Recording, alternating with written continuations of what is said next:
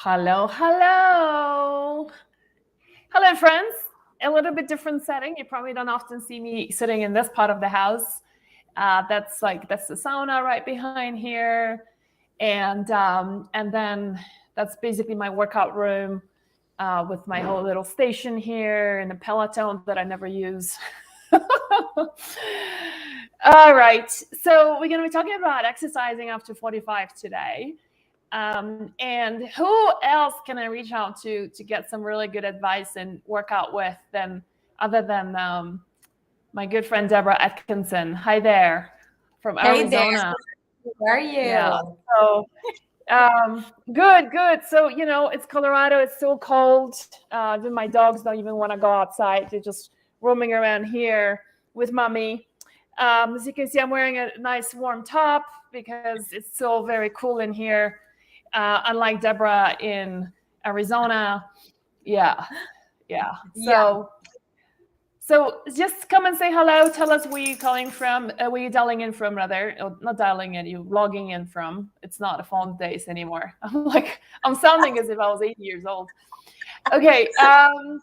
So let's what we would love to so what we're gonna do today. Today's format is gonna be we're gonna talk a little bit, and we're then gonna with Debra, and we're gonna talk a little bit about women exercise, women after 45, how different is exercise for older women, that phase of our lives versus like when we were in our 20s and 30s. And then we're gonna do a workout. So you guys grab some dumbbells, 5, 7, 10 pounds, and we're gonna do some arms and upper body workouts today with Miss Debra, and then Debra's got an event happening, so she's gonna talk about that. So we should be going for about 45 minutes or so. Okay, so as you guys are, so a lot of people from North Dakota, New Jersey, from the UK, Northwest Ohio, Texas, Oklahoma, all around New York City, so all around the country as you would expect.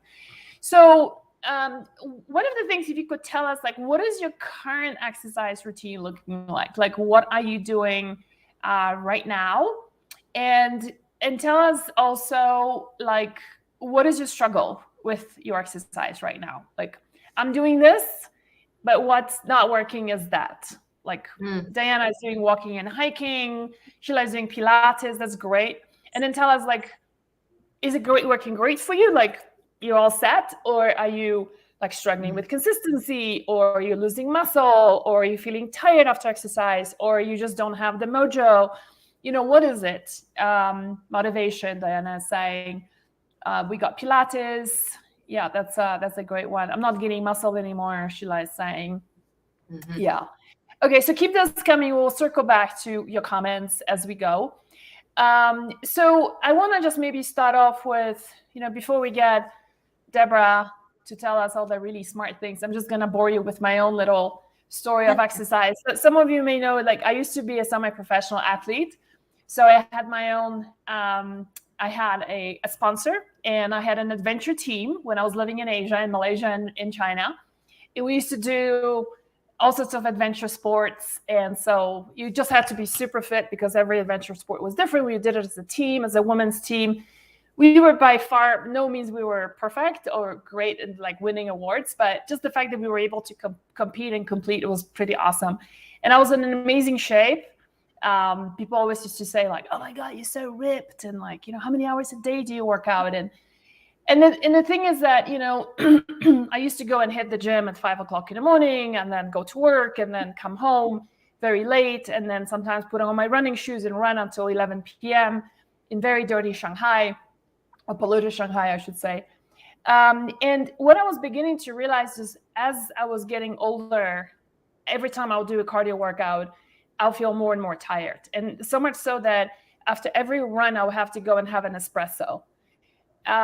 And I didn't make the connection back then until I actually met you, Debra, that feeling tired after exercise, something isn't quite right, because we should be feeling somewhat worked out, but energized by it, but not Mhm. feeling tired to a point that you need to have a coffee to pick you up because you're feeling so down. So that was, I think, already my body's way of telling me that and it was time to do something else. I only did weight training to supplement my running, but it wasn't the main thing. In fact, I didn't quite like it because I didn't know what I was doing. And so that's that. And then fast forward comes Debra Atkinson, and we started hanging out. Not only were we neighbors, we were living very close to each other, just probably like a mile away. But we also started floating in the same circles of health practitioners, and realized as I got to know her, understanding just my own stuff, like why was I feeling tired after exercise, and then learning so much about how we need to adjust our exercise as we get into that wonderful period of our lives in the 45 and above. I think it's a very special time in a woman's life, but needs to be adjusted accordingly. So, Debra, let's talk about the first thing, and that is, one of the biggest shockers for me was when you told me that most research was done that's like tells us that cardio is healthy, or to lose weight, you got to do this and that, right? That research was actually not done on women, let alone menopausal women, but it was all done on a very different demographic. Can we talk about that, and what does that mean to women? Absolutely. So I've been doing this. This is 39 years now, but it was, about 9 years ago was the first I realized that 39% of all the research done features females, meaning 60% doesn't. And if you just go that layer, women have settled for so long, they may feel like 40, 60, it's not that bad. But then if you think women have 7 different hormone phases in their lives on average, and there are more if we add in women who go through fertility problems and they're looking for support with that. That's another one, and multiple times we go through many, like in our female productive years, every single month we go through a cycle. That's a roller coaster of 4 different weeks of workouts would be ideal. And, many women get pregnant more than once. Some never choose that. But on average, there's 7 different hormonal phases. Every single one of them demands a unique exercise prescription. So then it's more like, that's probably less than 10% of any research done features females just like you, wherever you are right now. So you're potentially exercising like a young athletic male at the peak of muscle mass, because those are most easy to study for researchers. They're validated, they're the same. It's not different one day to the next or 1 week to the next.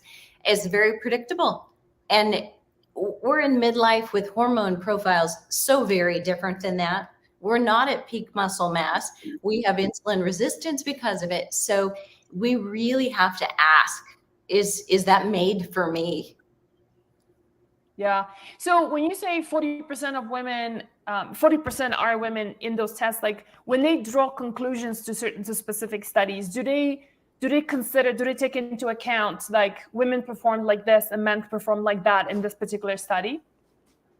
So unless females are stabilized and studied within the research, but if you're asking, is there any existing research where they've done X with a man, then they did X with a female?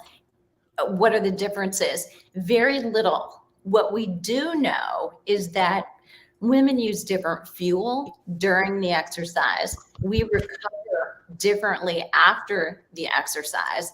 And nobody takes that into account when a nutritionist, for instance, might be telling you how to fuel for exercise. Often they're not saying, as a female in this phase of hormonal change, here's how you should fuel for exercise, or you should recover, which is very interesting. We're not quite there yet. The only conclusive evidence that has come out yet is that there needs to be enough research, but there isn't enough in existence to draw any conclusions about what exactly should a female do in week 1 to week 2. We've got some experts actually talking in the online event about it. What is different? What's happening to the hormones? And they're extrapolating pieces of research, but there really hasn't been any that really gets in there and looks specifically at it. Yeah. So what is it that a woman in her 20s and 30s, like many of us here have been, can get on a bike and do a lot of cardio, whether it's running stairs, going for runs, getting on our bikes, right? Whether it's stationary or just outside. And that was okay to do it back then. And we felt good. And you do it now, it's like me, and then start feeling tired. What's going on? Yeah. Well, and I would say this too, that, back when we did it, so if you're in this age range where you're over 45, you're over 55, you're over 65, back when we did it, I think we probably got away with it more than young women of the same age are getting away with it today because of the increased toxins and the increased stress. I think we're seeing younger and younger hormone disruption from the wrong exercise. And even if women aren't putting that together yet. So we're antennas up for your daughters, your daughter-in-laws, and help them pay attention to it. But number one is we're just so much more sensitive to our cortisol levels now, because as estrogen dips, cortisol takes that rise. So we've got more cortisol to begin with because our hormones changed.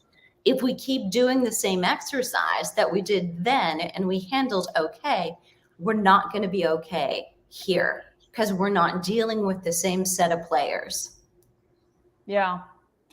One of the things that was really interesting about your TED Talk was when you talked about the less you started exercising, the better you felt, the more weight you lost, and you felt so much healthier. How is that? And again, that comes back to cortisol. So take cortisol and what it does, take estrogen and what it does. That estrogen comes down. We talked about that. Estrogen is an anabolic hormone, meaning the stimulant for muscle is there. So when we had plenty of it, we still had that impetus that we could get away with that cardio, even though it may not have been the ideal for us then. We got away with it and we didn't see any negative ramifications from it. So we thought that was working, not necessarily the case. However, now we can't do that. But cortisol is a catabolic hormone, meaning it breaks down muscle. So remember, estrogen came down, cortisol went up. Where are we? Much easier in this state of losing muscle, much easier than we can gain it. So we have to, somebody said over here, the struggle is I'm not able to gain muscle anymore.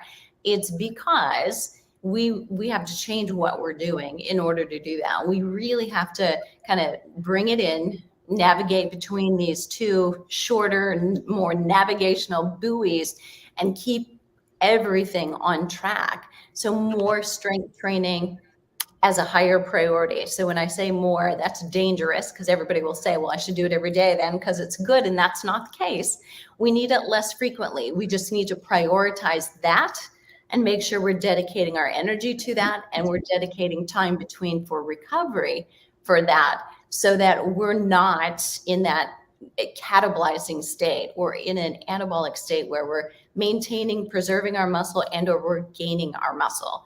And that's the ultimate goal right now of all of our exercise for today and the skinny jeans, if you're still into those, right? Or for your 85-year-old self to thank you. Yeah, cool. So before we dive into, for those of you who are coming in late, we're going to do a workout with Debra. So grab some 3, 5, or 10-pound dumbbells. Is that correct, Debra? Yes. 3, 5, and 10. So go and get those. And if you can, if you're driving or if you're in some other place, then I guess you just have to reply. And so, but before we do that, I just want to mention you've got an event that's starting on Monday. Yeah. That brought in a lot of different experts to talk about women and exercise after 45. So tell us a little bit about that. Yeah, well, including you. So to come on and be the expert talking about estrogen dominance and how that all happens and what are some of the causes of it, which is key. And then you really brought in some of the nutritional things that you can do to support yourself.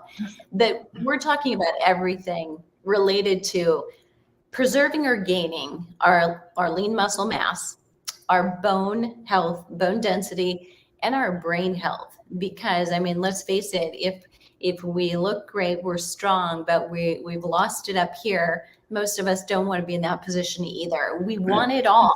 And so we shall have it as long as we really are looking at what's the current exercise science for women in midlife to maintain and gain muscle and bone and brain.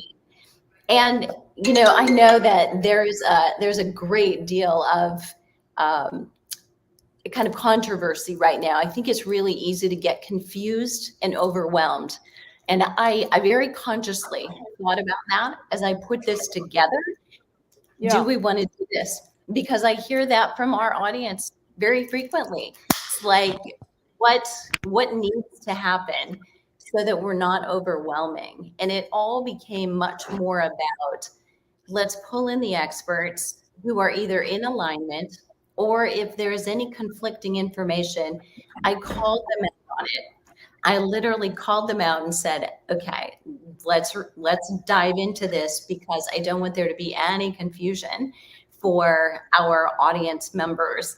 I want it to be very clear. So we were very sure that nothing we give is going to be conflicting information. So I'm going to tell you, you're going to walk away with the information to take first steps. And or for you particularly, it may be that now you know exactly what question to ask next, maybe of a health practitioner. Yeah. So tell us about a controversy, like what controversy, what confusion is there out there in the exercise world for like women like us? Well, I think right now in the exercise world and in nutrition, kind of these two, are they compatible? Are they incompatible? Fasting is such a big deal, right? It's like, should I exercise fasted or fed? Is there a way for my fasting to coexist with my exercise? How do they complement and how do they compete with each other? And I think we did a really good job of answering that question. If I'm fasting, how do I exercise and when do I do it? And what do I really want to be conscious of, so I'm not wasting muscle? Yeah. You guys, so Debra's event is posted online and in our comments, so take a look at that. It's a really great event. I was actually really impressed how many amazing speakers that Debra put together for this event. And I'm really happy. I'm really glad to hear that you've done that, like consolidating the content. And because that's one of the things with those events is that everybody has an opinion, and then people watch it and they get so confused about what to do because everybody's giving a different, has a different set of beliefs. And and I'm sure exercise is like diet, right? It's like, you're gonna do keto. Yes. No, keto is gonna kill you, right? Keto is not right for women. Right? It's like, you're gonna be vegan. No, not, and it can just anyway. So I'm glad to hear that. One last question before we go into exercising. What is the amount of protein do you think women should be consuming 45, 65 who exercise like what you are recommending 3 times, 4 times a week, that half an hour, 45 minutes or so? Yep. Great question. Probably going to be a little controversy about this, but I think what we're seeing now and it's interesting that it's like longevity experts who are actually weighing in on this almost as heavily as a registered dietitian, and guidelines are changing, but they're not changing as drastically as people think, or compared to RDAs. The guideline, the range has always been huge, like 10 to 35%. It's like, are you kidding? That's like a big range. Like, are we just picking a number? And so as a health instructor for decades, I've just always thought, when I had that day in class, I was giving them that content. I was just like, this is like a loose cannon. I mean, we're not really helping them help other people. But when you look at, if we were talking 30 or 35%, the number is not as big as you think. So I'm prefacing that because generally, if you look at what's your ideal, your healthy body weight in pounds, in grams of protein per day, but it's not just a matter of, at the end of the day, how many grams of protein. It's like, we give you a prescription drug and the doctor says, want you to take this 3 times a day at each meal. And we're talking about dose regular throughout the day, and distribution being very important. We're not talking about skewing one meal a day and having it all then, because your body won't be able to absorb it. So it's regularly stimulating that muscle protein synthesis, so you get a bump. And then after it starts to come down, which is where you're in catabolism, losing muscle, you get another bump.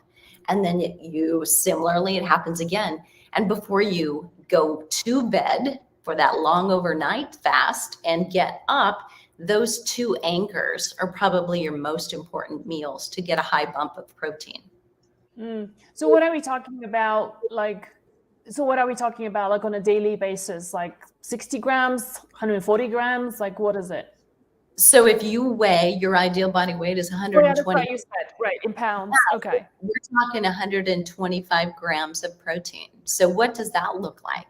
So do the math. If you're only eating 3 meals and you're eating at least 30 grams at each, if you only did 30, you'd be at 90. There's a little bit of a gap there. So if you're not putting on muscle, that would be the first thing.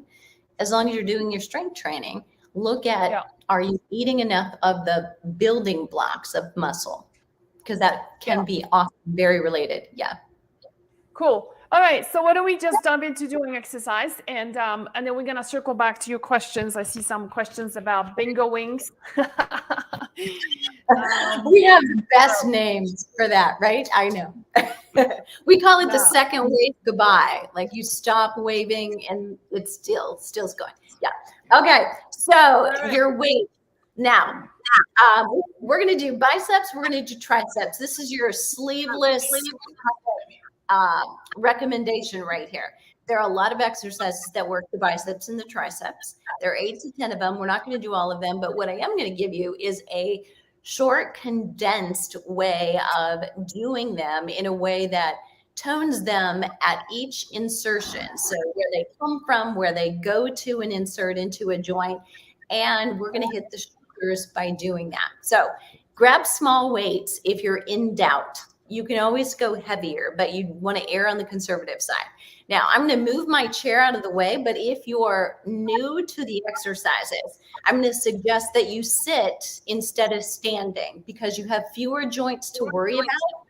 Your lower back will experience less chance or less risk of strain if you're sitting than if you're standing. Okay. So I'm going to stand. Magdalena can stand. She's going to take it.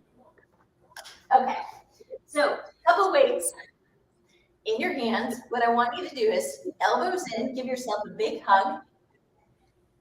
Part of the important work here when you're doing strength training exercise, so we're going to focus here to here, but what I want you to do is focus on first weight in your heels, slight bend of your knees. You can have your feet together or apart, but we want to secure everything else. We've got great body mechanics. So we're moving and working one part, and we're not straining any other part. So tuck in, hips are underneath you just a little bit, so you're engaging the core. Squeeze your elbows in. We're going to do palms up, and we're going to do biceps first. So we're going to pull up and then come down nice and easy. So you ready? We're going to do 10 of each just right here. 10 may not feel like very much. And I would normally tell you, I want you to pick up a weight that makes you fatigue in 10 repetitions. However, I'm going to follow this with another exercise for the same muscle group. So by doing that, we call that a superset. Lots of ways to do supersets.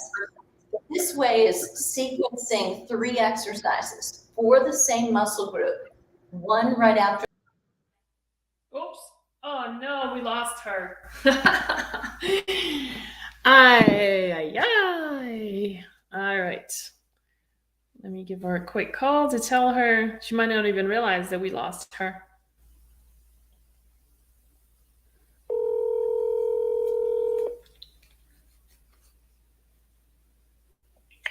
Hey, I lost you. Yeah, you need to come back on. I'm trying. Okay. Okay. There she is. All right. Let's see. All right. Woo! Okay, we were so hot, we smoked up the internet. Can you believe it? Right. All right. Okay, so let's take up where we left off. You should be on like 15 right now. Elbows in. We're gonna do that pull. Come back up.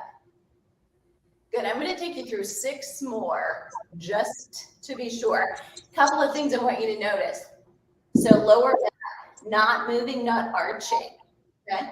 So you've got some control right here. If you get to a point where you're moving, we have a problem, Houston. So we wanna make sure we're staying still, nice and calm, nice and quiet. Good, and just coming up. Good, I want you to hold that right here. Take your feet about hip width apart. Good, and all I want you to do is unlock your knees. So making sure that you're aware of your hips and your pelvis. Now we're gonna go strong and long arm. Pull your shoulders back, drop your shoulders down, and then you're gonna raise the arms to shoulder height and lower that down. Good, yeah, a lighter weight, right? And lift that up, and then come back down. Now when you come up to that lifted position, what you're aware of here is we have to own it.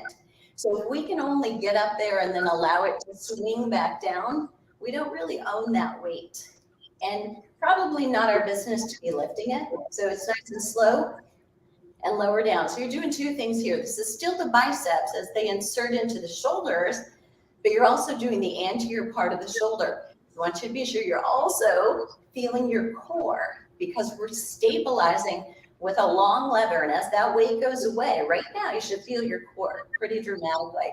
We're gonna do 3 more. So we lift, we lower this down. 2 more, exhale as you come up, just to shoulder height, not higher. Lower down, and 1 more time, no swinging, okay? And then relax, come down, good. Elbows back in. Now, I like to take a little more narrow stance, and if you want a balanced challenge, if you are standing, put 1 toe to the other heel. So you're on a balanced beam, and then palms in on this one. So we're gonna take 10 more, elbows in, squeezing your rib cage. And as you come up and down here, and I'm just gonna come closer so you can see it in the screen. You wanna make sure your elbows are giving yourself a hug, squeeze in, and then lower down. And again, squeeze in. Keep those shoulders away from your ears. Women have a tendency to let those shoulders sneak up to their ears, just tensing through the upper back and through the neck. So we don't need to go there. And while we're doing some of these upper body exercises, it's a great time to condition yourself to depress the shoulders to keep them low. We're gonna do 3 more right here. Good, slowly coming down. 2 more. Elbows squeezing in, and then 1 more. Good, and relax, and let that go. Nice, how do you feel? Magdalena, how do you feel? Okay. Very good. Yeah. The second set, right? So we're gonna get the triceps in the back of the arm. Are you ready? So Yeah. Similar style. So here's what we're gonna do. So you can bend over, or again, if you're sitting down, you're just gonna flex forward 45 degrees, exactly like this. What I want you to do is bring your elbows up, and you're gonna take this one straight back into a kickback. Now this one I thought was always elusive. So it feels like this weight feels great right away, and then it doesn't feel so great in a little bit. It's up on you pretty quickly. So don't be afraid to put your weights down, get smaller ones, release. So you're gonna push to straight, and your goal is to keep that elbow to shoulder area right there, same space. That part is not moving. Good, and back in. Anybody who's doing this with us right now, if you're feeling any strain in the lower back, that's just telling you sit down instead of standing up right now. Push. And then release. Oh, that feels good. Yay. We got 1 more. Now I want you to lower that down with a straight arm. Good. And you're going to take your palms and face behind you. And we're going to go from here to a long lever and then back down. So it's okay. Yep. Yeah. long lever. So if you think about the bicep set that we did, this one's very similar in that we're using a short lever first, we're using the long lever next. It's incredible how you're turning your hand like you're exercising a completely different part of your body. Yes, exactly.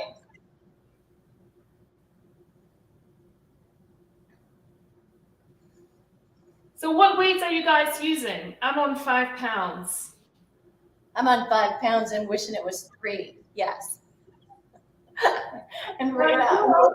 I feel like my legs are getting a bit of a workout as well. I don't know whether it's from yesterday, because yesterday I had a pretty big day workout day, or whether it's just because, you know, I'm gonna keep it going, so that feels nice too. Yeah.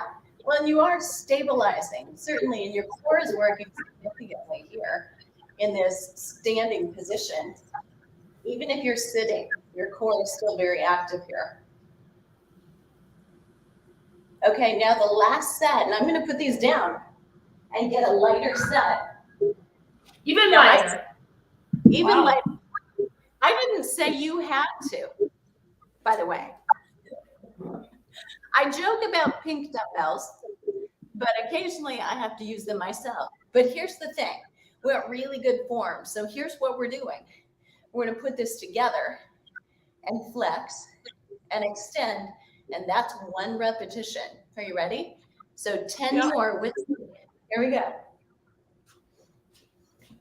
So in position, we go straight arm, flex, and extend, and then down. And bring it up, and flex, extend, and down. Good, and you want slow enough speed where you feel like you own that place. You're not swinging, and down. Lift up, and flex, extend, and down, and lift up, and flex, extend, and down, lift up, flex, extend, and down, up, flex, extend, and down. Good. And up, flex, extend, down, up, flex, extend. Good. And down. And I'm going to pull this in here. If you're going to do a shoulder with me, what I'd like you to do is to be seated if possible. So the reason for this is when we raise the arms up and we go up and overhead, the risk or the temptation is that you're arching the back because you have a lot of levers to think about. Whereas if you sit down, we have less to think about here. It's easier to maintain that straight and flat back. So what I want you to do with shoulder work, you'll often see this, but I'd rather that you pull them in. So we're going to hold them here, and we're going to go one at a time, up and then down, and then up and then down.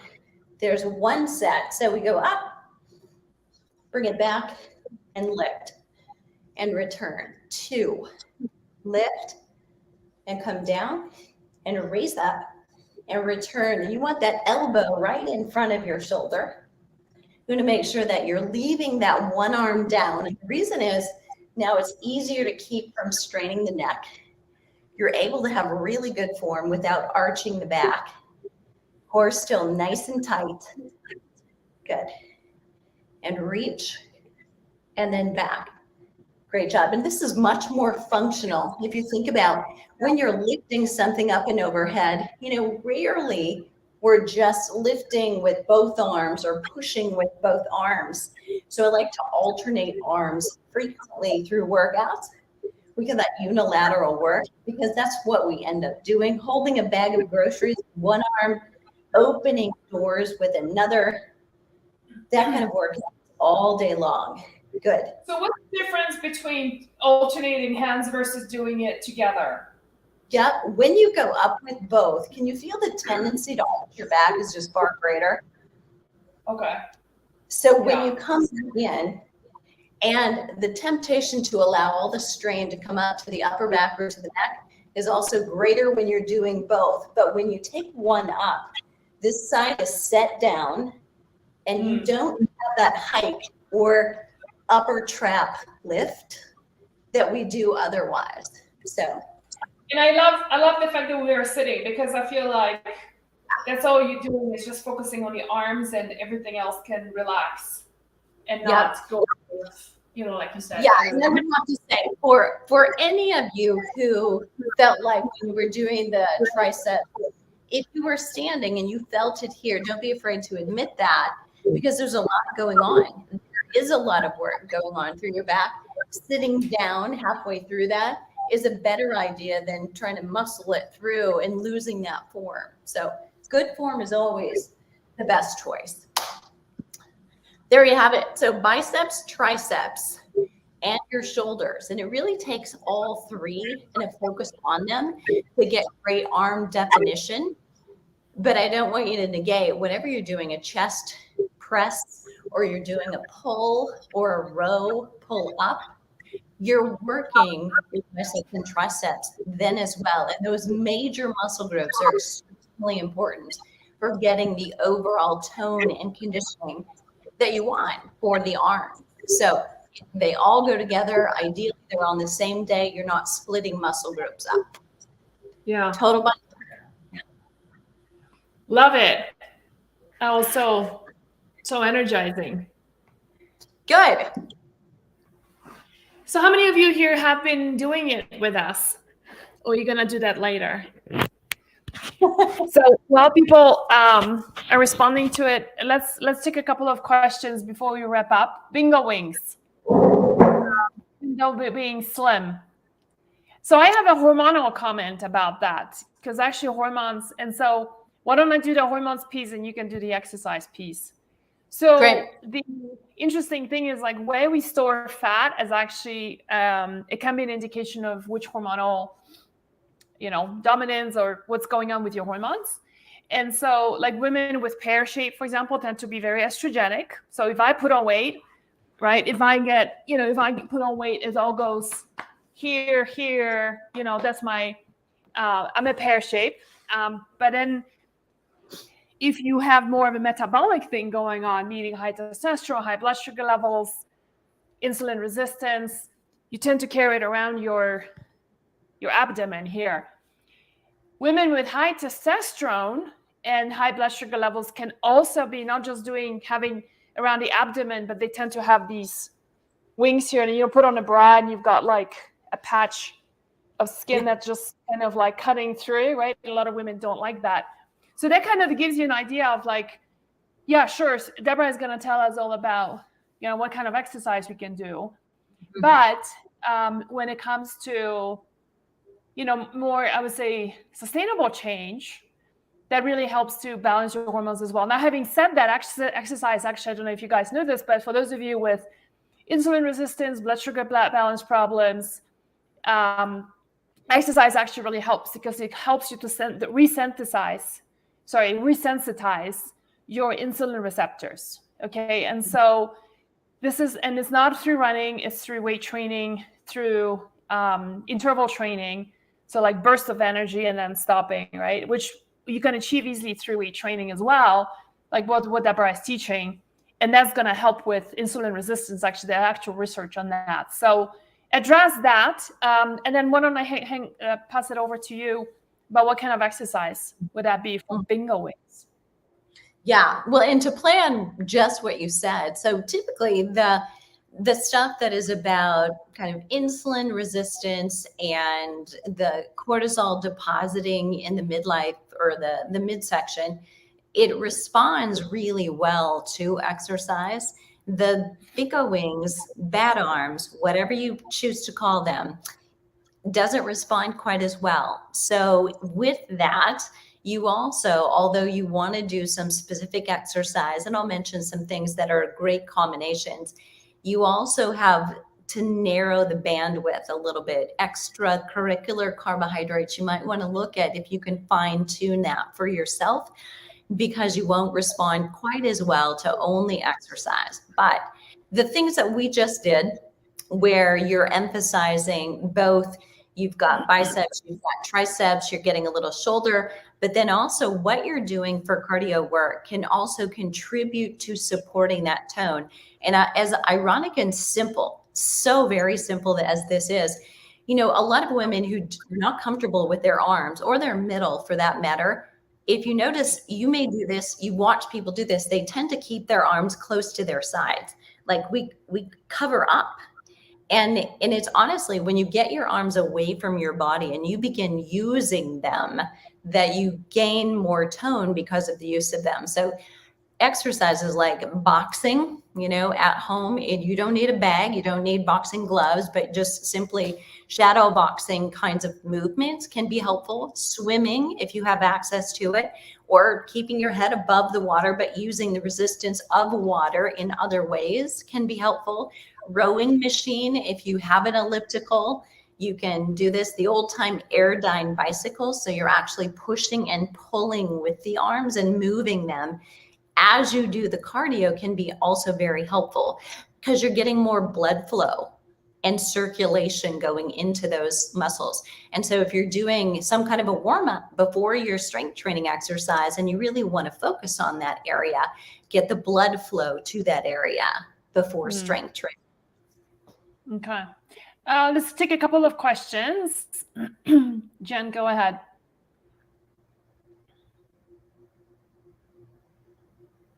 Debra, how long do you usually exercise? Great question. So honestly, I fit it in personally, right? So if you're asking about me personally, I came to a rock and a hard place today. So I needed to jump in the shower to be here with you all today. So I had 30 minutes and that was my exercise. And I did strength training yesterday. So today was a little bit of a walk alternated with some jogging, but I don't actually go for a run anymore. I'm a recovering runner. Thank you very much.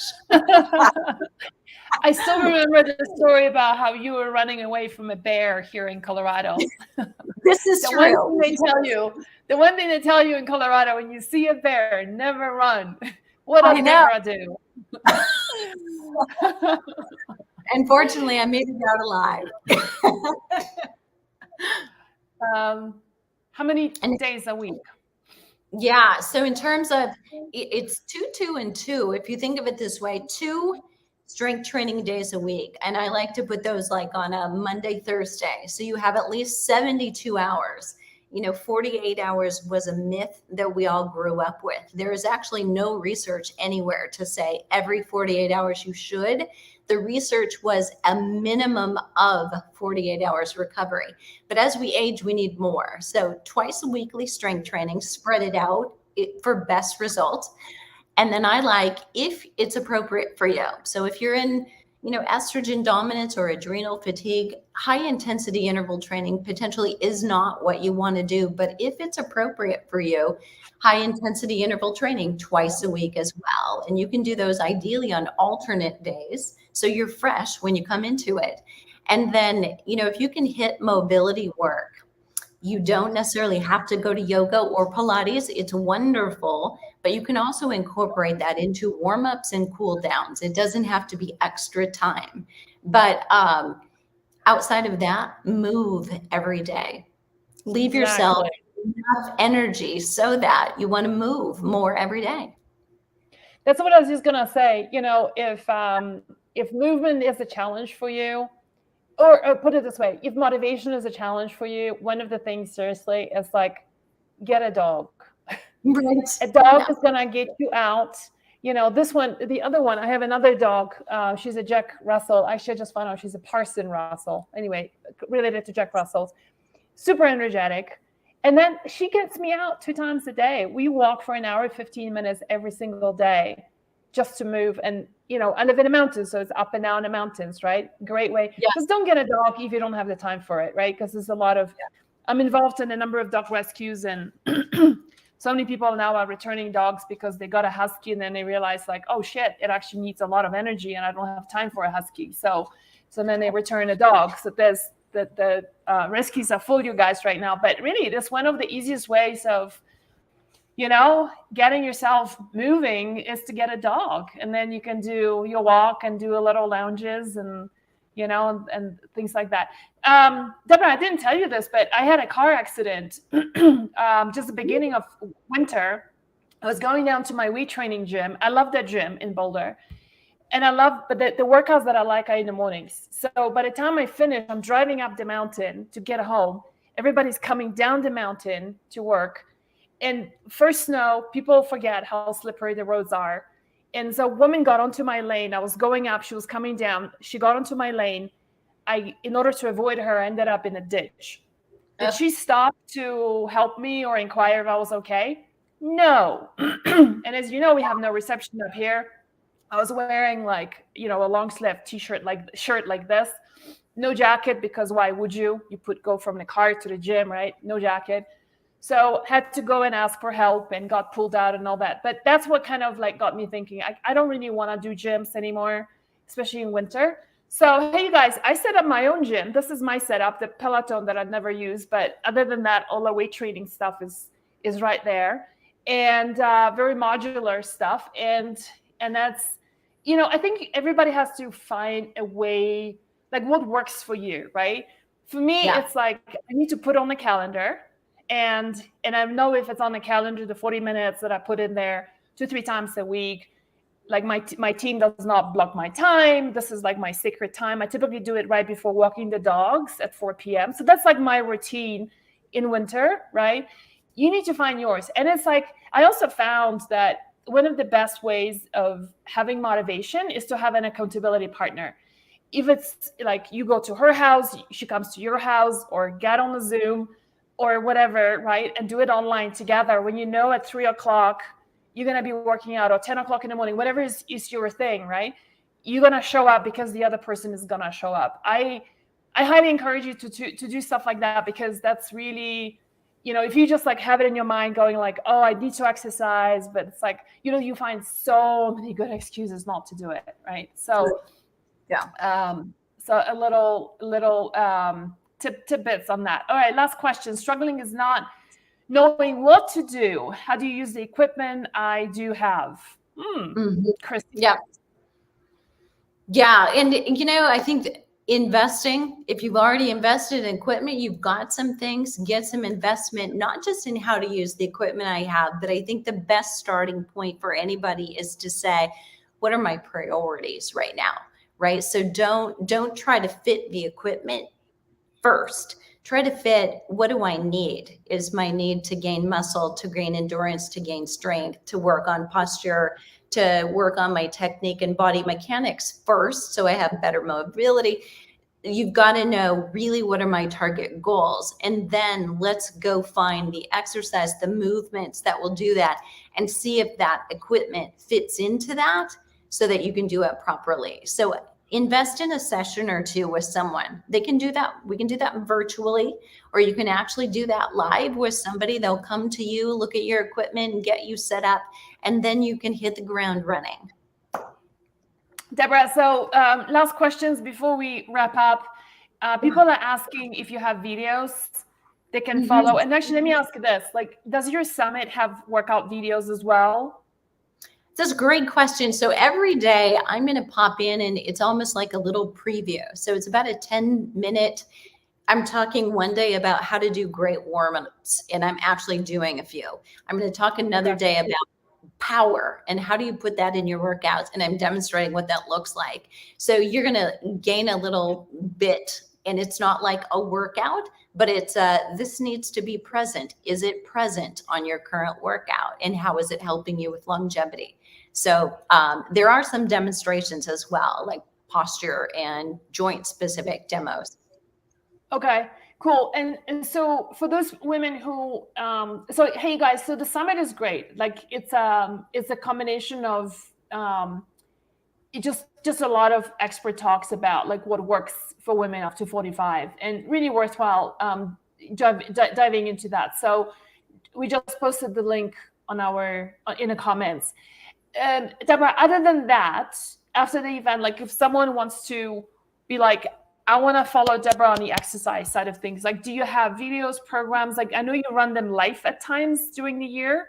Like, how does that work? How can people work with you? Yeah, absolutely. And if you want to get into the summit, you can actually take advantage of joining a program that is coming on the back end that will help you implement all the things that you're learning as well. We call it kind of a quick start, fast action taker, so that you can do it with me. And we're doing a 10-day challenge so that you really understand, how is this helping my hormones? And I'm giving you, here's today. All you have to do is put it on your calendar and have the date with me the way you mentioned earlier. Yeah, awesome. Okay, great. Well, thanks so much, you guys, for all that great interest and questions. And I hope to see you at the summit. I think there's so much more to exercise than just knowing what to do. It's about like how to personalize it to what you need, figuring it out, basing it on your hormonal status.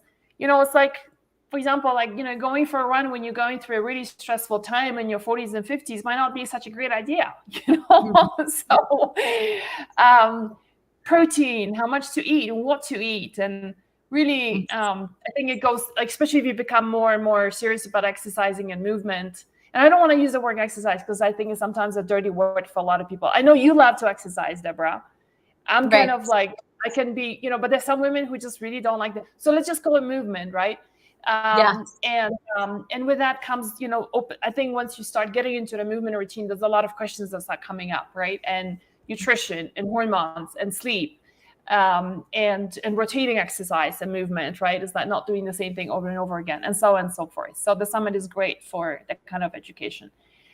I hope to see some of you guys on that summit there. And I'm a speaker there too. Thanks so much, Debra, for being here today. Thank you for having me. And you've been such a big inspiration for me to set up my own mini gym here. I just have to get rid of this Peloton, because that's the thing. That's another thing, you guys. Like, I'm not bashing Peloton by any means. It's just like every time I did it right and stuff, like, I just wasn't feeling great. It was, and I feel so much better after doing a weight training session. So now it's just like, it's sitting here. I can't even sell it because like everybody's now selling their Peloton. So unless I sell it for like $100 after paying $3,000.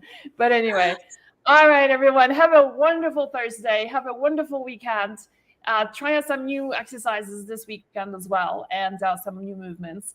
And we'll see you soon. Thanks, everyone. Bye-bye. Bye-bye, everybody.